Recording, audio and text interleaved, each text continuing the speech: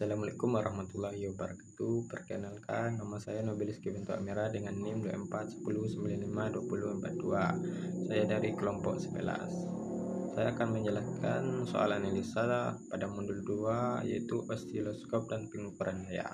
Soal yang nomor 1 yaitu mengapa perlu dilakukan kalibrasi sebelum osiloskop digunakan.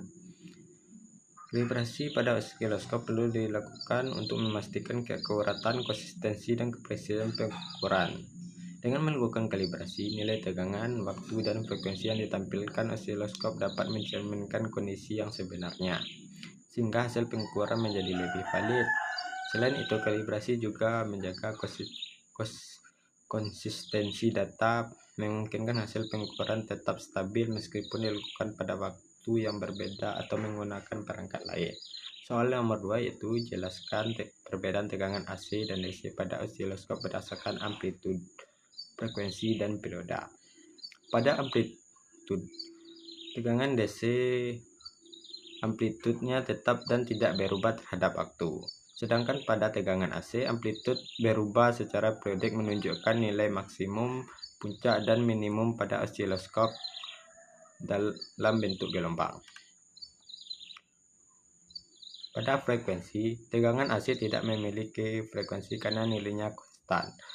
Sedangkan pada tegangan AC memiliki frekuensi yang menyatakan jumlah siklus per detik dalam Hertz.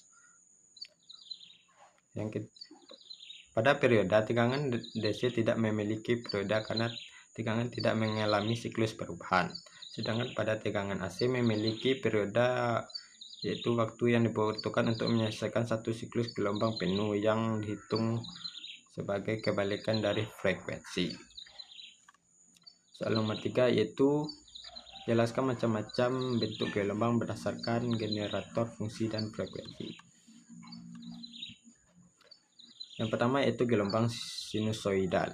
Gelombang ini memiliki bentuk yang halus melengkung dengan perubahan amplitude yang kontinu dan periodik. Gambarnya seperti ini yang membentuk gelombang. Yang berikutnya itu gelombang gigi gergaji. Gelombang ini memiliki bentuk yang naik secara linear dan turun secara tiba-tiba atau sebaliknya. Biasanya digunakan dalam osiloskop analog. Bentuk gelombangnya bisa kita lihat di sini, yaitu bentuknya mirip sekali seperti gigi gergaji. Berikutnya yaitu gelombang pulsa atau kotak. Gelombang ini memiliki bentuk naik dan turun secara tiba-tiba antara dua tingkat tegangan. Membentuk sudut tajam seperti kotak. Gelombang persegi sering digunakan dalam sistem digital, pengujian rangkaian logika, dan clock sinyal dalam komputer. Bentuk tegangannya bisa kita lihat. Tegangannya naik secara tiba-tiba dan turun secara tiba-tiba. Selanjutnya itu gelombang segitiga. Gelombang ini memiliki perubahan linear pada amplitudenya, membentuk pola naik dan turun berbentuk segitiga. Gelombang segitiga sering digunakan dalam sistem pengendali, kontrol sistem, dan modulasi sinyal. Dan gambar gelombangnya bisa kita lihat di sini. Berikutnya itu bandingkan nilai daya yang terukur dan nilai daya terhitung pada pengukuran daya beban lampu seri. Pada satu lampu, daya terukurnya itu sebesar 0,3009, daya terhitungnya 0,4873, sedangkan selisih daya memiliki selisih 0,1864. Pada dua lampu, daya terukur sebesar 0,8807 watt, daya terhitungnya 0,7728 watt, sedangkan selisih daya dari dua lampu yaitu 0,1079 watt.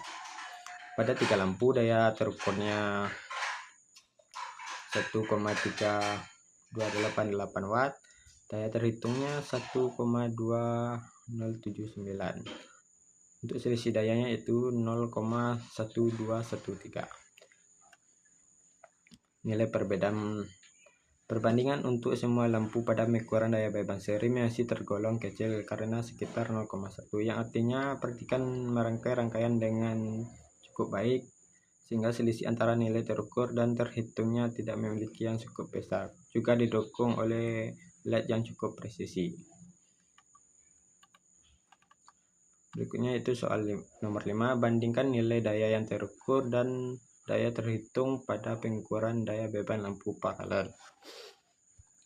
Pada satu lampu, daya terukurnya sebesar 0,5629 watt.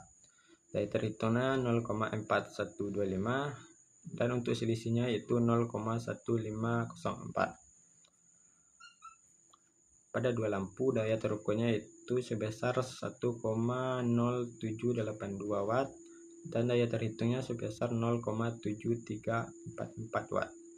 Sedangkan untuk selisihnya itu 0,3438. Untuk tiga lampu, daya terukurnya itu 1,5579 watt. Daya terhitungnya 1,0224 watt dan untuk selisihnya itu sebesar 0,5355 watt. Nilai perbandingan pada lampu satu masih tergolong kecil, tetapi masih memiliki selisih yang tidak terlalu besar. Sedangkan pada lampu 2 dan 3 memiliki selisih yang cukup besar. Hal itu dikarenakan adanya kesalahan yang dilakukan oleh perhatikan dalam mengatur rangkaian seperti terjadinya kelonggaran pada alat atau rangkaian yang dirangkai oleh perhatikan. Sekian yang bisa saya sampaikan. Terima kasih.